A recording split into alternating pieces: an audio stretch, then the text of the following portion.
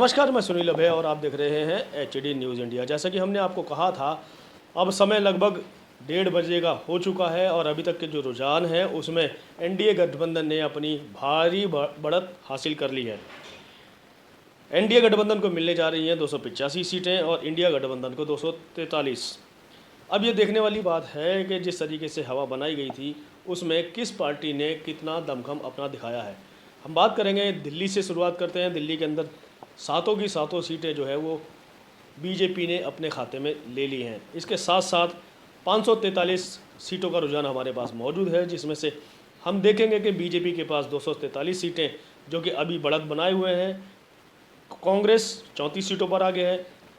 तृणमूल कांग्रेस यानी कि TMC जो कि ममता बनर्जी की पार्टी है 31 सीटों पर आगे है। DMK 21 सीटों पर, TDP 16 पर, जनता दल यूनाइटेड 15 सीटों पर, शिवसेना 10 पर, नेशनल कांग्रेस पार्टी 8 सीटों पर, शिवसेना सेकुलर 6 सीटों पर, CPIM 5 पर, YSR 4 पर, आम आदमी पार्टी 4 सीटों पर आगे है। आम आदमी पार्टी लोकसभा चुनाव में अगर 4 सीटों पर बढ़त बनाए हुए तो आप समझ सकते हैं कि आने वाला समय उसके लिए बेहतर ही होने जा रहा है। RJD 3 पर, इंडियन मुस्लिम लीग 3 पर, जन सेना पार्टी 2 पर, CPI-ML 2 पर, JDU सेकुलर 2 पर, VCK 2 पर, CPI 2 पर, RLD राष्ट्रीय लोकदल जो है वो 2 पर आगे है। JMM झारखंड मुक्ति मोर्चा 2 पर, JKN 2 पर, यूनाइटेड पीपल पार्टी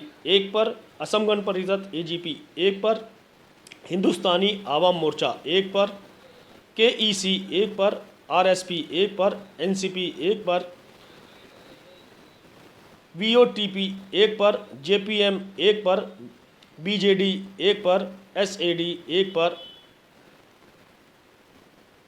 RLTP 1 पर, BAP 1 पर, SKM 1 पर, PMK 1 पर, MDMK 1 पर, DMDK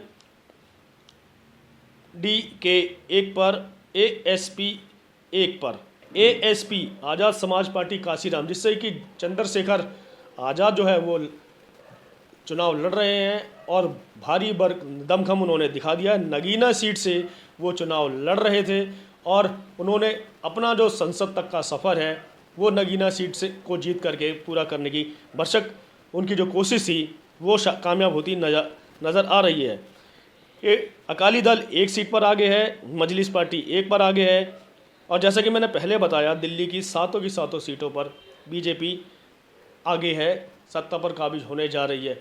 अब देखने वाली बात यह है कि जहाँ क्षेत्रीय पार्टियां हैं, छोटी छोटी पार्टियां, अलग अलग राज्यों की पार्टियां हैं, उन्होंने भी 1 या 2 सीट अपने कब्जे में की है और उसके बावजूद जो BSP यानी कि बहुजन समाज पार्टी, जिसे कहा जाता है तीसरी मुख्य पार्टी कहा जाता है और तीसरे नंबर की पार्टी उसे कहा जाता है, उसका यहाँ कहीं भी नामो निशान दिखाई नहीं दे रहा है।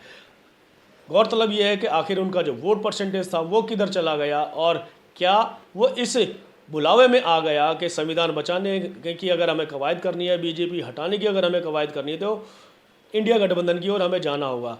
यहाँ पर देखने वाली बात ये भी है, गौरतलब बात ये भी है कि जो कोशिश उन लोगों ने की थी वो भी नाकामयाब होती दिखाई दे रही है और NDA की सरकार फिर से बनती हुई हमें नज़र आ रही है। अभी तक के रुझान यही कहते हैं और आने वाले समय में हम आपको फिर से एक रिजल्ट दिखाएंगे। एक फाइनल रिजल्ट वो होगा जिसमें मोहर लगाई जाएगी कि आखिर सरकार किसकी बन रही है। इसी के साथ मैं सुनील अभय, HD न्यूज़ इंडिया।